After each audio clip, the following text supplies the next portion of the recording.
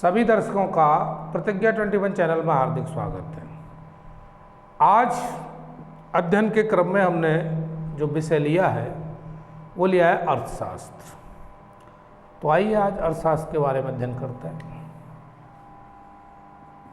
आज का जो हमारा विषय है वो है अर्थशास्त्र। अर्थशास्त्र के अंतर्गत जो भी अध्ययन किया जाता है उसका सीधा संबंध किससे होता है? धन से। तो अर्थशास्त्र क्या है? दूसरी भाषा में कहें तो ये क्या है? धन का विज्ञान है। धन का विज्ञान यानी जो भी कुछ अध्ययन किया जाएगा वो सेंटर में रखा जाएगा धन। धन को ध्यान में रखते हुए ही इस विषय के अंतर्गत जो भी टॉपिक है और जो छोटे छोटे बिंदु दिए हैं वो भी सब कुछ अध्ययन करते हैं। तो केंद्र में किसको रखते हैं? धन को। उसी क्रम में अर्थव्यवस्था। अब चूंकि हर एक देश की अपनी अपनी अलग व्यवस्था है, किस तरह से वो राजस्व इकट्ठा करता है, कौन से उद्योग हैं, है ना, किस तरह से उसके उद्योगों में परिवर्तन होता है, किस तरह से रोजगार मिलता है, तो इस सब की अपनी अपनी अलग अलग देशों की अर्थव्यवस्था है। अब ये अर्थव्यवस्था जो देखते हैं तो वो कायदे से तो तीन ही प्रकार की है पूरे दुनिया में। जो अर्थव्यवस्था दी हुई है वो पूरे विश्व में तीन प्रकार की है जो प्रचलित है। पहली तो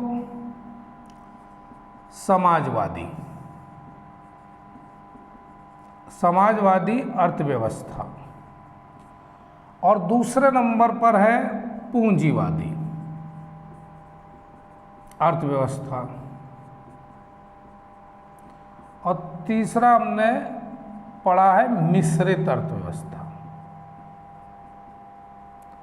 अब यहाँ पर तीन अर्थव्यवस्थाएं आपके सामने हैं। एक तो समाजवादी है, एक पूंजीवादी है, एक मिश्रित। और इन तीनों अर्थव्यवस्थाओं के सहारे पूरी दुनिया चल रही है।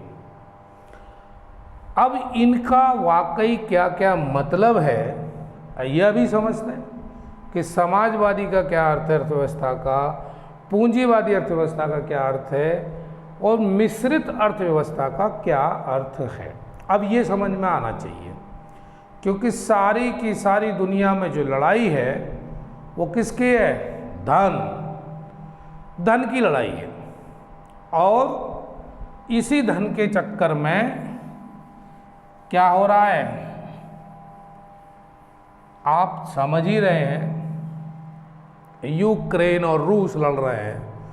अगर मूल में जाओ तो कहीं ना कहीं धन की भी तो बात है। बाकी कारण इसके अलावा बहुत सारे हैं, लेकिन उन बहुत सारे कारणों में एक कारण धन भी है।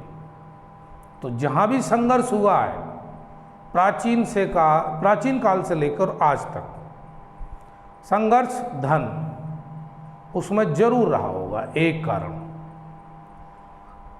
अब पहले समझते हैं समाजवादी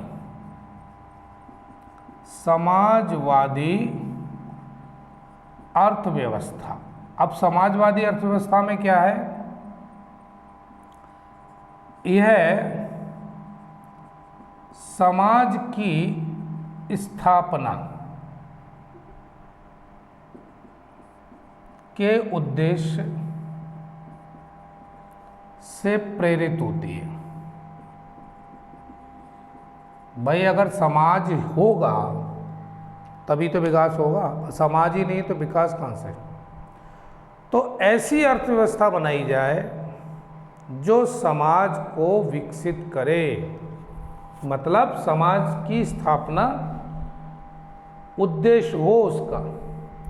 तो नाम रख दिया समाजवादी अर्थव्यवस्था। और इस अर्थव्यवस्था में खास बात क्या है? इसमें संसाधनों पर सार्वजनिक स्वामित्व की अवधारणा लागू होती है। कारण यह है कि समाजवादी अर्थव्यवस्था में सार्वजनिक स्वामित्व यानी कोई मालिक एक नहीं है, उसमें क्या है, सभी का है। तो जो भी राज्य की पूंजी होगी उसमें मालिकाना हक किसका होगा, सार्वजनिक, यानी सभी मालिक हैं उसके। तो इसमें संसाधनों पर सार्वजनिक स्वामित्व की अवधारणा लागू होती है, किसमें, समाजवादी अर्थव्यवस्था में। ये बात भाई दिमाग में जरूर रखनी है। एक पॉइंट और देखते हैं, इसमें राज्य एवं सरकार, इसमें राज्य एवं सरकार का हस्तक्षेप अधिक होता है। भाई होगा ही, क्योंकि सार्वजनिक स्वामित्व की बात है तो पूरी की पूरी जो स्थानीय सरकार होगी उसकी जिम्मेदारी होगी। चूंकि जिम्मेदारी होगी तो नियंत्रण भी उसी का होगा, और नियंत्रण होता है तो दखलंदाजी तो होती है, और दखलंदाजी का दूसरा शब्द क्या है, हस्तक्षेप।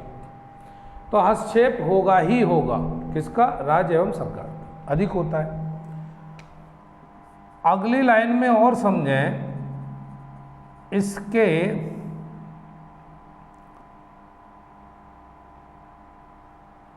इसको नियंत्रित अर्थव्यवस्था भी कहते हैं। बिल्कुल कहेंगे, क्योंकि इसमें कंट्रोल होता है राज्य एवं सरकार का। अगला, चीन, क्यूबा, उत्तर कोरिया, ये 3 उदाहरण लिए हैं, और भी हैं। इनमें क्या है, कैसी व्यवस्था है, इन देशों में समाजवादी अर्थव्यवस्था अप्लाई हो रही है, यानी लागू हो रही है। चीन में भी, क्यूबा में भी, उत्तर कोरिया और भी बहुत सारे विश्व के देश हैं। तो समाजवादी अर्थव्यवस्था क्या होती है, पहले तो ये समझना, किसका नियंत्रण होता है यह भी समझना है।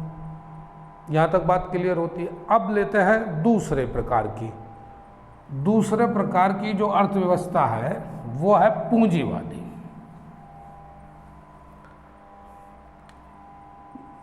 पूंजीवादी अर्थव्यवस्था, इसमें राज्य एवं सरकार, स्वराज्य एवं सरकार की भूमिका सीमित होती है। कैसी होती है, सीमित। इसमें राज्य और सरकार की जो भूमिका है वो सीमित है। मतलब ये हुआ कि इसमें हस्तक्षेप ज़्यादा सरकार नहीं करती। किसमें, पूंजीवादी अर्थव्यवस्था में। दूसरा इसमें खास बात क्या है, अहस्तक्षेप के सिद्धांत पर आधारित, जो कि मैंने अभी कहा कि सरकार इसमें दखलंदाजी नहीं करती ज़्यादा। किसमें, पूंजीवादी अर्थव्यवस्था में। तीसरा, पूंजीवादी अर्थव्यवस्था में जहां लाभ पर अधिक जोर दिया जाता है, वहीं समाजवादी अर्थव्यवस्था में कल्याणकारी राज्य की संकल्पना की गई है। पूंजीवादी में जो अर्थव्यवस्था है इसमें पूरा का पूरा ध्यान किस बात पे है, लाभ पर। लेकिन समाजवादी अर्थव्यवस्था में पूरा का पूरा ध्यान किस पर रहता है, कल्याणकारी राज्य की स्थापना, यानी ऐसा राज्य बने जो कल्याणकारी। तो ये बात हो गई समाजवादी की, और ये बात होगी पूंजीवादी की, जो केवल और केवल किस पे बात बल दे रहा है, लाभ पर। अगला है यूएसए, फ्रांस, ऑस्ट्रेलिया, स्पेन आदि और भी देश हैं। यहां पर क्या लागू है, पूंजीवादी अर्थव्यवस्था। समाजवादी अर्थव्यवस्था समझी और पूंजीवादी अर्थव्यवस्था समझी, और इन दोनों अर्थव्यवस्थाओं में क्या फर्क है यह भी समझा। अब यहाँ पर आप खुद ही अनुमान लगाइए कि किस देश की जो अर्थव्यवस्था कैसी है, जिससे वहाँ पर विश्व में उस देश की क्या पहचान है, किस संदर्भ में, अर्थव्यवस्था के संदर्भ में। अगला तीसरी बात करते हैं मिश्रित अर्थव्यवस्था।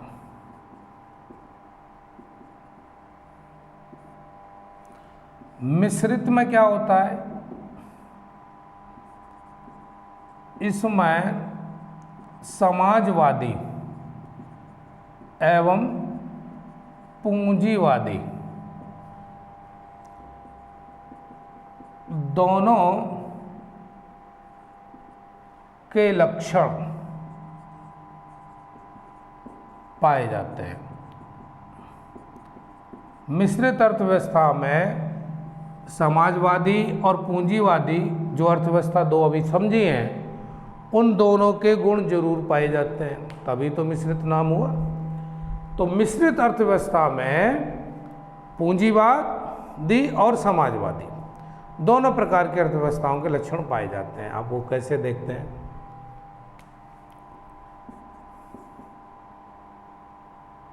भारत, इंग्लैंड और कनाडा आदि देशों में इस तरह की अर्थव्यवस्था है। तो इसमें क्या होता है, एक तो सरकार और निजी, यानी सरकारी क्षेत्र और निजी क्षेत्र दोनों मिलके काम करते हैं, तब वो बनता है भाई मिश्रित। तो सरकारी और निजी दोनों, सार्वजनिक और निजी क्षेत्र मिलकर उत्पादन करते हैं, तो ऐसी अर्थव्यवस्था क्या कहलाती है, मिश्रित अर्थव्यवस्था। और इसके भारत के अलावा इंग्लैंड और कनाडा आदि और भी हैं। तीनों प्रकार की अर्थव्यवस्था से पूरा दुनिया चल रही है, जहाँ भी है वो तीन ही प्रकार की अर्थव्यवस्था है, समाजवादी है, पूंजीवादी है और मिश्रित है। अब इसके आगे समझेंगे। ये तो हमने समझा अर्थव्यवस्था के प्रकार। अब दूसरा इसी में एक टॉपिक लिया है आगे, बेरोजगारी। बेरोजगारी किसे कहेंगे, बेरोजगारी के क्या प्रकार है, परीक्षा में पूछा जाता है, और इसको भी देख लेते हैं। बेरोजगारी, अब बेरोजगारी का सामान्य अर्थ में देखा जाए, कोई व्यक्ति काम करने को तैयार है और उसको काम नहीं मिल रहा है, तो बेरोजगार कहलाएगा। अब यहाँ पर यह भी बात लागू होती है कि उसकी क्या योग्यता है। योग्यता के आधार पर उसको काम नहीं मिल रहा है तो वो बेरोजगार है। ऐसी स्थिति में तो वो बेरोजगार ही माना जाएगा। और व्यक्ति की जो योग्यता है वो सभी की अलग अलग होती है। तो दूसरे शब्दों में अगर कहो तो योग्यता के आधार पर उसको अगर काम नहीं मिल रहा है तो व्यक्ति बेरोजगार की श्रेणी में आएगा। अब बेरोजगारी के जो प्रकार हैं उसमें पहला प्रकार लिया है मौसमी बेरोजगारी।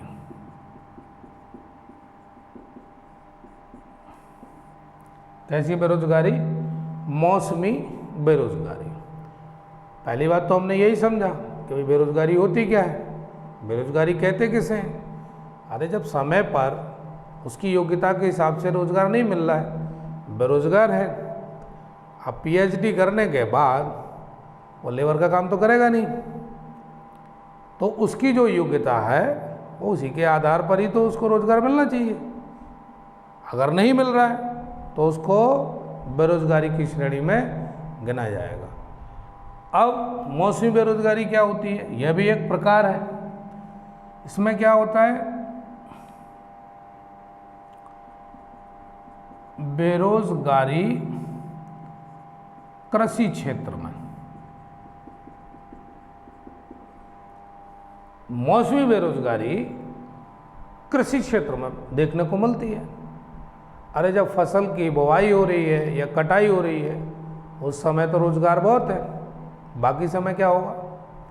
तो बाकी समय जब वो खाली बैठा है व्यक्ति तो बेरोजगारी है, क्योंकि आय का स्रोत बंद। तो जो मजदूर कृषि से जुड़े हुए हैं, जो व्यक्ति कृषि से जुड़े हुए हैं और उनको लगातार वर्ष भर काम नहीं मिल रहा है, तो ऐसी स्थिति में क्या है? बेरोजगारी मौसमी बेरोजगारी हो जाएगी। जब फसल बोई जाएगी या फसल काटी जाएगी उस टाइम रोजगार मिलेगा, अन्यथा की स्थिति में उसके पास रोजगार नहीं है। तो ये हो गया क्या? मौसमी बेरोजगारी। दूसरी बेरोजगारी है प्रच्छन्न बेरोजगारी। इसको भी समझिए। उस बेरोजगारी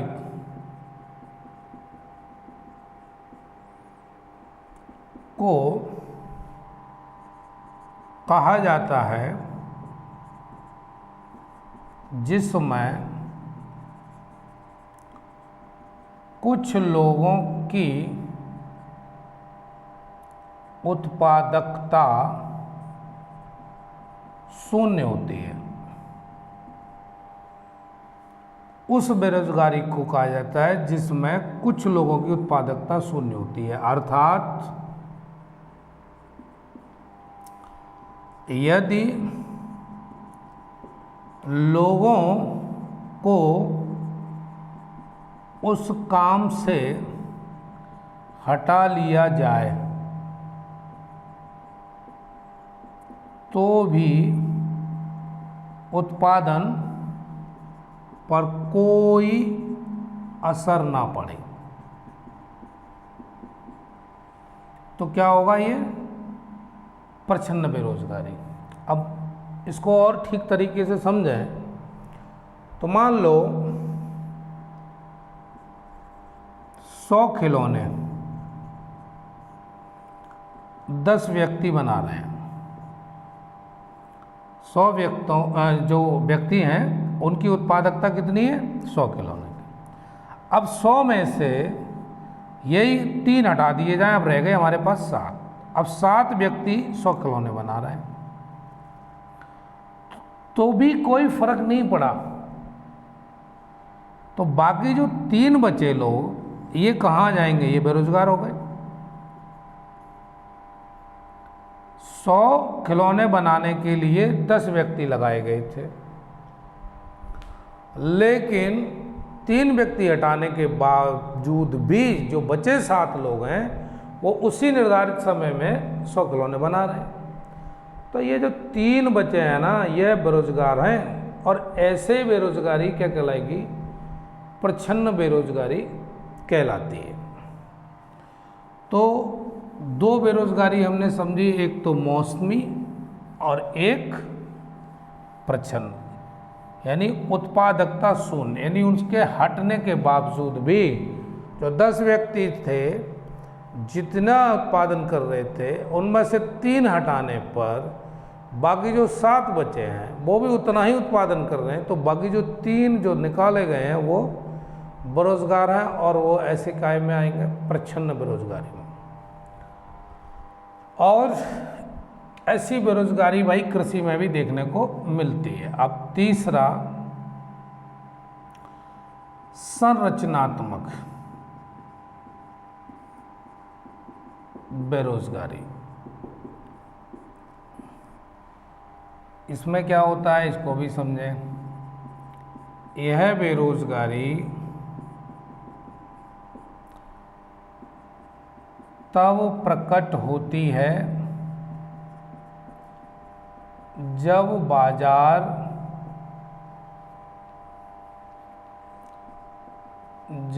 बाजार में दीर्घकालिक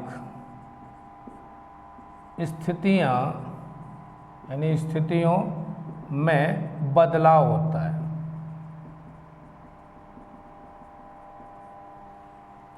यह बेरोजगारी तब प्रकट होती है जब बाजार में दीर्घकालिक स्थितियों में बदलाव होता है। अब ये दीर्घकालिक स्थिति क्या है? मान लीजिए भारत में स्कूटर का उत्पादन हो रहा है, ठीक, अब वो हो गया बंद और बढ़ रहा है किसका? कार का उत्पादन। कार का उत्पादन बढ़ रहा है, स्कूटर का बंद हो गया। अब जो स्कूटर से जुड़े कर्मचारी थे, मैकेनिक थे, मिस्त्री थे, वो कहाँ जाएंगे? वो तो बेरोजगार हो गया। अब हो गए, अब ये जो कार का उत्पादन बढ़ा तो स्कूटर वाला कार थोड़ी ठीक कर लेगा भाई। जो मिस्त्री इसमें काम कर रहा था वो इस फील्ड का नहीं है, तो अब ये उत्पादन बंद हो गया, तो ऐसा व्यक्ति तो बेरोजगार हो गया ना। तो ये स्थिति क्या हो गई? संरचनात्मक बेरोजगारी के अंतर्गत आएगी। अगला चक्रीय बेरोजगारी। चक्रीय बेरोजगारी क्या है? इसमें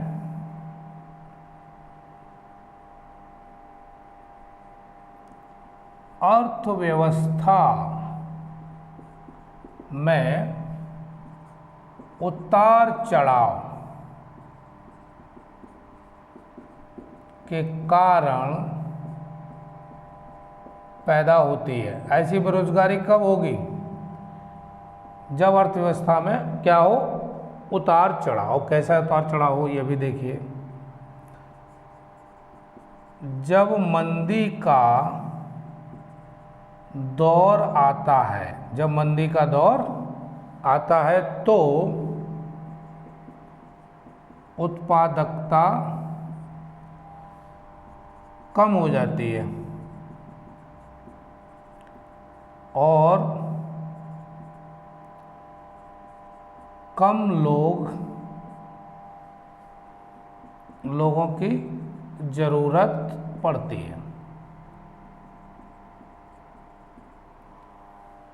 अरे भाई, मंदी का दौर है, उत्पादकता कम हो रही है, तो जितने लोग काम पर लगे हुए थे उनकी क्या ज़रूरत है? अब जब प्रोडक्शन हो ही नहीं रहा तो उसमें से क्या करेंगे? कुछ व्यक्ति को निकाल देंगे। तो ज़रूरत, अब कम ही लोगों की ज़रूरत पड़ रही है। तो ऐसी स्थिति में जो निकाले गए हैं वो कैसे हो जाएंगे? बेरोजगार हो जाएंगे। और जो बेरोजगार हो गए किसके कारण? अर्थव्यवस्था में उतार चढ़ाव के कारण। तो भाई चक्रीय बेरोजगारी के अंतर्गत आएगा। वो बेरोजगार हो गया व्यक्ति, अब वो कौन से कॉलम में रखा जाए? वो चक्रीय बेरोजगारी के। अगली एक और बेरोजगारी देखो, वो है घर्षण जनित बेरोजगारी।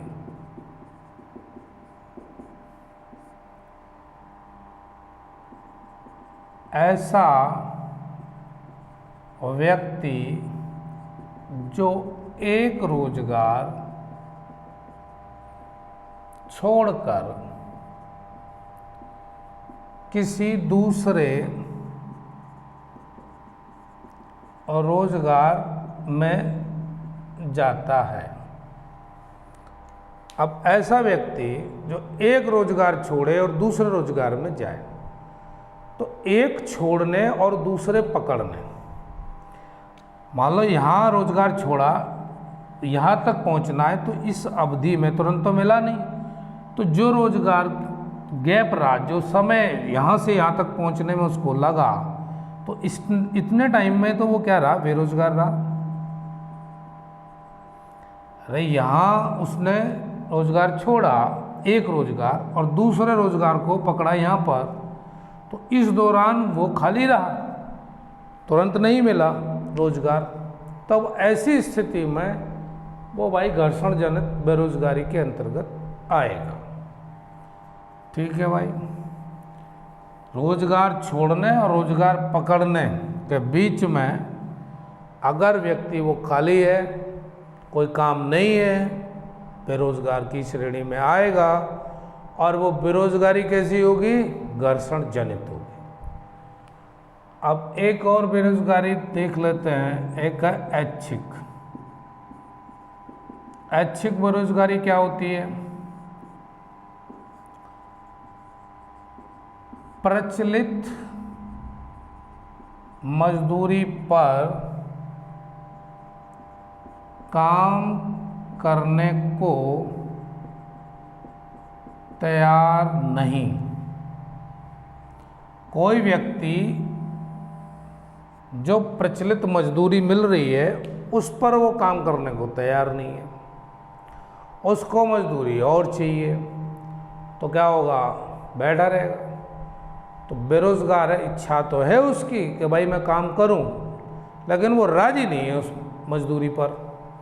तो ऐसी बेरोजगारी जो है वो काहे में आएगी, ऐच्छिक बेरोजगारी में।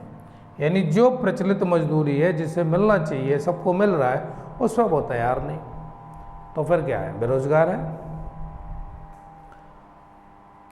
अगला है अनैच्छिक बेरोजगारी। अनैच्छिक बेरोजगारी क्या है, या इसको कहो यार दूसरे शब्दों में खुली बेरोजगारी।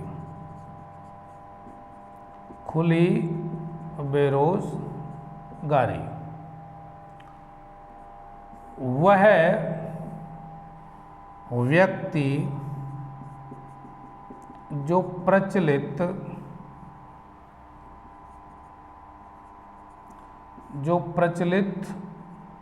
मजदूरी पर काम करने को तैयार है, फिर भी काम नहीं मिल रहा। क्या होगा फिर, अनैच्छिक बेरोजगारी में क्या है, यह खुली बेरोजगारी, प्रचलित मजदूरी पर काम करने को तैयार है, फिर भी काम नहीं मिल रहा उसको। तब ऐसी दशा में वो बेरोजगारी जो होगी वो कैसी होगी, अनैच्छिक बेरोजगारी, क्योंकि वो बेरोजगार तो हो ही गया। अब बेरोजगारी की स्थिति क्यों आई, थोड़ा इस पर भी विचार किया जाए कि कोई व्यक्ति बेरोजगार है, उसको रोजगार नहीं मिल रहा है, तो उसका कोई तो कोई कारण होगा। उसमें कई कारण तो आपने गिनी लिए, अभी देख लिए कि भाई मौसमी बेरोजगारी ऐसी होती है, प्रच्छन्न बेरोजगारी ऐसी होती है, ऐच्छिक में ये होता है, चक्रीय में ये होता है। इस सारे प्रकार की बेरोजगारी पढ़ने के बाद दिमाग में ये बात आनी चाहिए कि बेरोजगारी है क्या। अब समस्या ये है कि हमारे पास जो भी साधन है वो सीमित है। साधन, जो प्राकृतिक साधन है वो सीमित है, और जनसंख्या जो है लगातार बढ़ रही है। तो ऐसी स्थिति में मेरे अपने विचार से जो बेरोजगारी है उसका एक प्रमुख कारण यह भी है, जनसंख्या। एक कारण यह भी है कि भाई जनसंख्या बहुत ज़्यादा है। अब ये बात दूसरे शब्दों में और समझें कि अगर जनसंख्या बढ़ रही है तो उत्पादकता भी बढ़ रही है, ऐसी बात नहीं है। कि जनसंख्या बढ़ने के साथ साथ उत्पादकता ना बढ़ रही हो।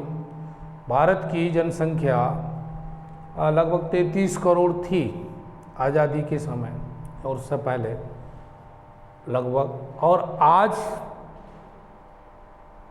1.30 के आसपास है। तो अगर सारे क्षेत्रों में देखा जाए तो उत्पादकता भी तो बढ़ी है और फिर भी बेरोजगार है, तो उस अनुपात में नहीं बढ़ रहा। तो एक कारण यह है बेरोजगारी का, जनसंख्या, और दूसरा भारत में सबसे बड़ा कारण है भ्रष्टाचार। यह भी एक कारण है जो बेरोजगारी को बढ़ाया हुआ है।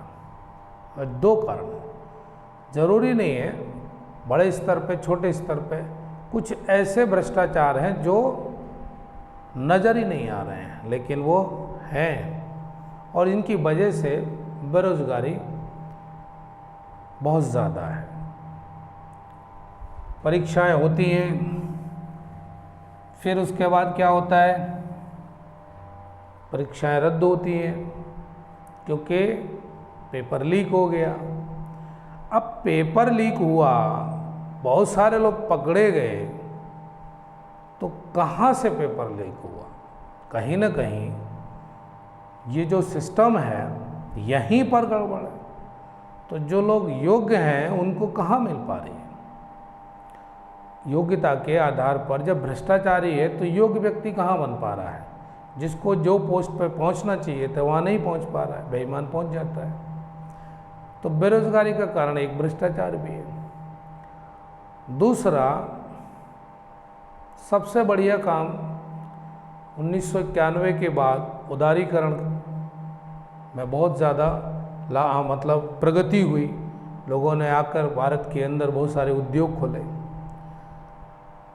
तो प्रत्येक व्यक्ति को अपना कुछ उत्पादन करना चाहिए, उसको भी कोई न कोई अपने स्वयं का, चाहे वो कुटीर उद्योग हो, चाहे वो कोई भी उद्योग हो, उसमें स्वयं का इन्वॉल्वमेंट करे तो भी कई हद तक बेरोजगारी से जूझा जा सकता है और मुकाबला किया जा सकता है। लेकिन कोई भी अगर उद्योग शुरू करते हैं, छोटा ही हो, तो भारत सरकार की बहुत सारी ऐसी पॉलिसी हैं जिसमें बिना लाइसेंस के, बिना परमिशन के वो नहीं शुरू कर सकते।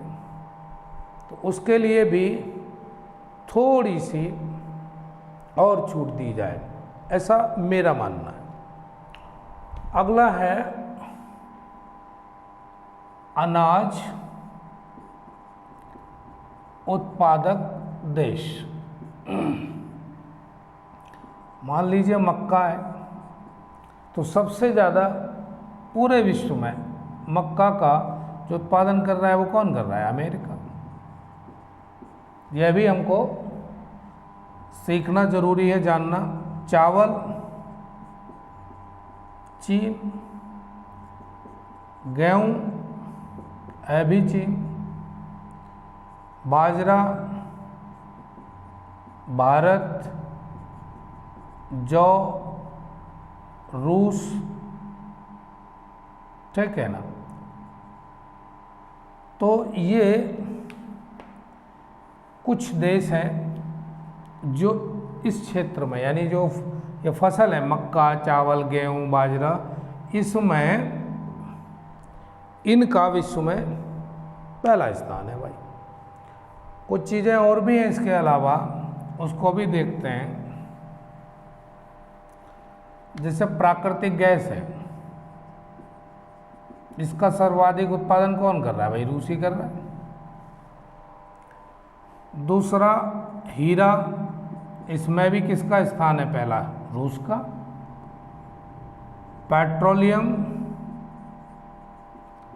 पेट्रोलियम में भी रूस। कोयला के उत्पादन में चीन। दूसरा टंगस्टन, चीन। सीसा उत्पादन में भी चीन। लेकिन भैया चीनी के उत्पादन में ब्राज़ील है। 1 2 3 4 5 6 7, इनको भी नज़र में रखो।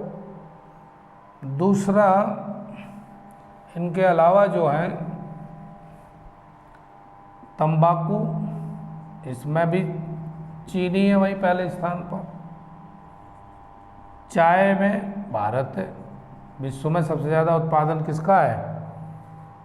चाय के क्षेत्र में देखा जाए तो सबसे ज़्यादा उत्पादन भारत का है। अब रबड़ की बात करो तो थाईलैंड। गन्ना भारत। मूंगफली चीन। तो थोड़ा सा इस पर भी नज़र डाली कि कौन सा उत्पादन में किस फील्ड में आगे है विश्व में। तो आज भाई हमने अर्थव्यवस्था के अंतर्गत जो सीखा है, जिस पर चर्चा की है, वो है अर्थव्यवस्था के प्रकार, बेरोजगारी किसे कहते हैं और बेरोजगारी के प्रकार, और विश्व में उत्पादक देश किस फील्ड में किसका उत्पादन कौन देश सबसे ज़्यादा कर रहा है। ठीक है भाई, आज की क्लास यहीं छोड़ते हैं, मिलते हैं फिर किसी नए टॉपिक के साथ। तब तक आप स्वस्थ रहें, मस्त रहें और अध्ययन में रत रहें। अध्ययन में रत रहने का मतलब है मन आपका पढ़ाई से जुड़ा हो, क्योंकि आगामी परीक्षा में आपको अपना बेहतर प्रदर्शन करना है। तो बेहतर प्रदर्शन के लिए ऐसा नहीं है किताब लेके बैठे रहें, यानी कर से कर्म करो विदिनाना, मन राखो जहाँ कृपा निदाना। यानी आपका मन पढ़ाई से जुड़ा हो, मन कहीं और न जाए, चाहे आप किताब सामने है या नहीं, इससे कोई मतलब नहीं। ठीक है भाई, इस बात का जरूर ध्यान रखें। धन्यवाद।